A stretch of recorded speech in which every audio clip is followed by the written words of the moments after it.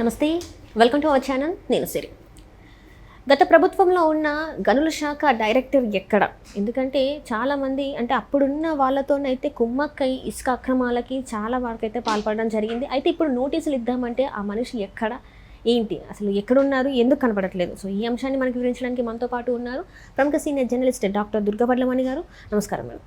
నమస్తే అండి మేడం, ఇప్పుడు చూస్తున్నట్టయితే ఇసుక అక్రమాలకి సూత్రధారి ఇతనే అంటే గత ప్రభుత్వంలో ఉన్న వెంకట్రెడ్డి ఎవరైతే ఉన్నారో డైరెక్టర్, గనుల శాఖ డైరెక్టర్, ఎన్నో అక్రమాలకి అంటే ఇసుకకు సంబంధించింది కావచ్చు, గనులకు సంబంధించిన కావచ్చు, ఎన్నో అప్పుడున్న వాళ్ళ అధికారులతో కుమ్మక్క అయిపోయి చేసి ఇప్పుడు నోటీసులు ఇద్దామంటే మాత్రం ఆ మనిషి ఎక్కడ కనిపించట్లేదు.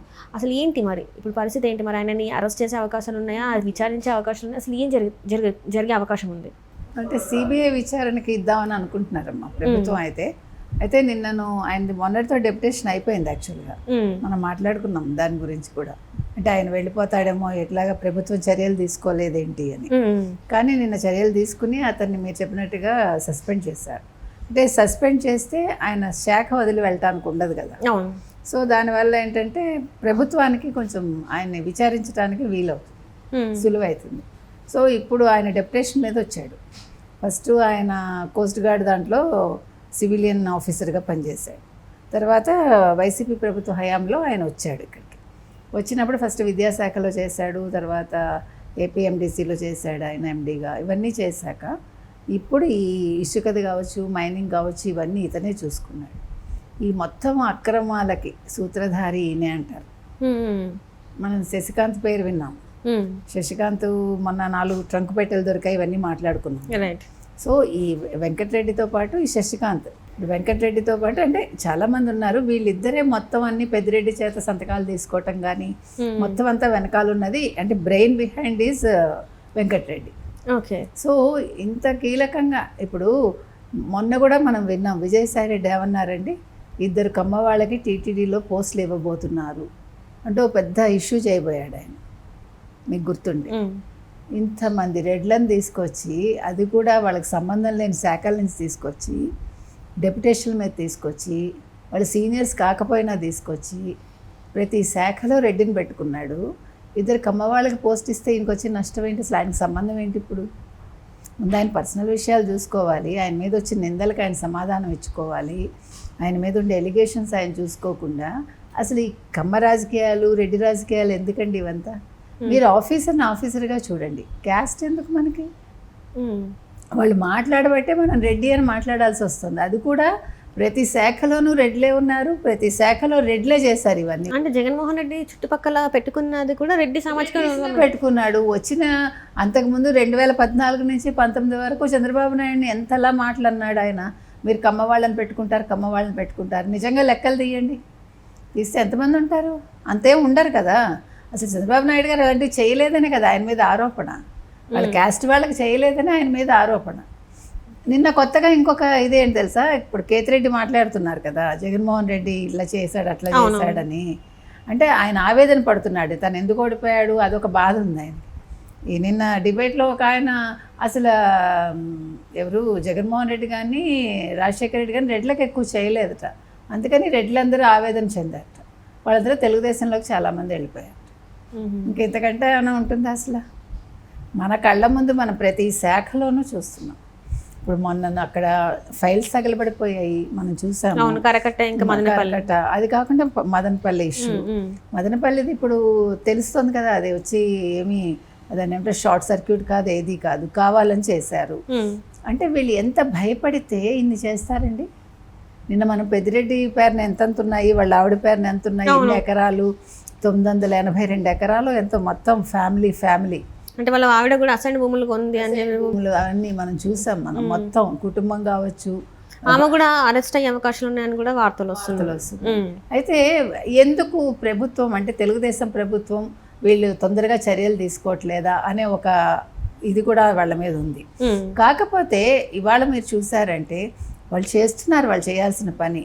ఇప్పుడు హడావుడిగా చేసేసి ఊరికి అరెస్టులు చేసేసి మళ్ళీ వాళ్ళు బెయిల్ మీద వచ్చేసి అంటే విషయాలు తేలకుండా ఈ అక్రమాలుగానే ఉంటాయి, ఈ అన్యాయాలుగానే ఉంటాయి. ఈ వీళ్ళు అరెస్ట్ చేశారనే పేరు మాత్రం మిగులుతుంది. సో అలా కాకుండా ఇప్పుడు తెలుగుదేశం కూటమి ఏం చేస్తుందంటే, ముఖ్యంగా చంద్రబాబు నాయుడు గారి ఆలోచన కావచ్చు, లోకేష్ ఆలోచన కావచ్చు, ప్రతి ఒక్కటి వివరంగా సేకరించి మన దగ్గర ఎవిడెన్స్లు పెట్టుకున్నాక అప్పుడు చట్టపరంగా శిక్షించాలి అనేది వాళ్ళ ఉద్దేశం. ఇప్పుడు సిబిఐ ఎంక్వైరీ చేశారనుకోండి, సో మొత్తం అన్నీ బయటకు వస్తాయి కదా, వచ్చాక అది న్యాయబద్ధంగానూ ఉంటుంది, రాజ్యాంగపరంగాను అంటే రాజ్యాంగబద్ధంగా కూడా ఉంటుంది. సో అప్పుడు వాళ్ళని అరెస్ట్ చేసినా కూడా ఎవడు మాట్లాడటానికి ఉండదు. ఏది కూడా తొందరపాటు పనికిరాదు కదా, ఇంకా 55 రోజులు కూడా కాలేదు, వాళ్ళు ఇన్ని రకాలుగా చేస్తున్నారు. నిన్న చూసాం మనం, ఫస్ట్కే పొద్దు నుంచి సాయంకాలం లోపు 95% పెన్షన్లు ఇచ్చేశారు. కామ్గా చేస్తున్నారు. ఇప్పుడు హడావిడి అవసరం లేదు కదా, ఇప్పుడు అరెస్టులకి హడావిడి అవసరం లేదు, మంచి పనులు చేయడానికి హడావిడి అవసరం లేదు.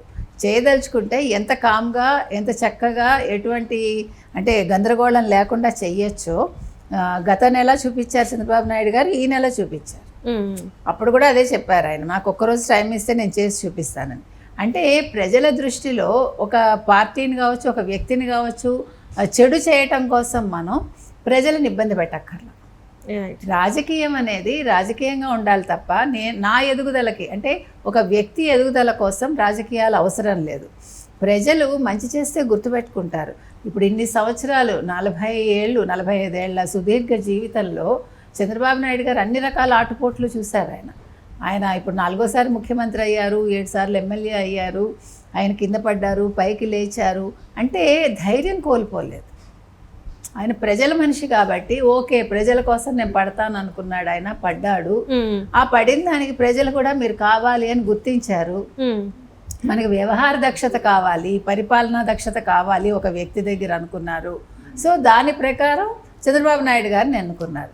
ఇక లోకేష్ రెడ్ బుక్ గురించి వస్తే, లోకేష్ రెడ్ బుక్ కొత్తగా ఓపెన్ చేశారు అని చెప్తున్నారు. లోకేష్ రెడ్ బుక్ ఎప్పుడో ఓపెన్ చేశాడు ఆయన, ఇవాళ కొత్తగా ఓపెన్ చేసింది ఏమీ లేదు. ఆయన ఆల్రెడీ ఓపెన్ అయింది. కాకపోతే ఏంటంటే దానికి తగ్గట్టుగా ఈరోజు అంటే వాళ్ళ మీద చర్యలు మొదలయ్యాయి. మొన్న డిఎస్పీలను నిన్న బదిలీ చేసిన 89 మంది ఎంతమందినో, సో ఒక్కొక్కటి చేస్తున్నారు. కాకపోతే కొత్తగా ఓపెన్ చేసేది ఏం లేదు, ఆయన అన్నీ సిస్టమేటిక్గా పెట్టుకున్నారు. ఇంప్లిమెంటేషన్ జరుగుతోంది, అది జరుగుతుంది.